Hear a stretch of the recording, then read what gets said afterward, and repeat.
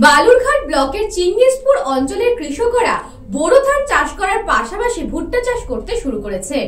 বালুরঘাট ব্লকের চিঙ্গিসপুর অঞ্চলে কৃষকেরা বোরো ধান চাষ করার পাশাপাশি ভুট্টা চাষ করতে শুরু করেছেন।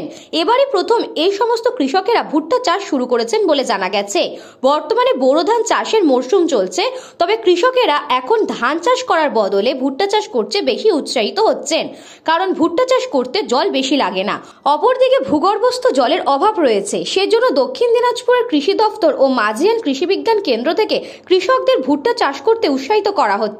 কৃষি দফতরের দেওয়া তথ্য অনুযায়ী দক্ষিণ দিনাজপুর জেলায় প্রায় 27,000 হেক্টর জমিতে ভুট্টা চাষ হচ্ছে। ভবিষ্যতে ভুট্টা চাষ করার জন্য কৃষকদের প্রয়োজনীয় প্রশিক্ষণ দেওয়া হবে বলে জানা গেছে। আশা তো করছি ভালোই লাভ হওয়ার কথা। এখানে না না না আমরা কোনো কিছু প্রশিক্ষণ পাইনি, কোনো হেল্পও করেনি ওরা। আমরা নিজেরাই যেটুকু পারছি ওইভাবে করছি। না, এবার সবে আমরা প্রথম লাগলাম তো সেরকম কিছু জানাইনি আমরা। হ্যাঁ, প্রশিক্ষণ দিলে কিংবা ওখান থেকে কিছু সাহায্য পালে আমরা ভালো উপকৃত হতাম। আরও লাগাতো, আর অনেক লোকেই লাগাবে, আর অনেক জমি পড়ে আছে। আমরা চাষ করছি এই কারণেই যে আমাদের পাটগুলো মরে যাচ্ছে।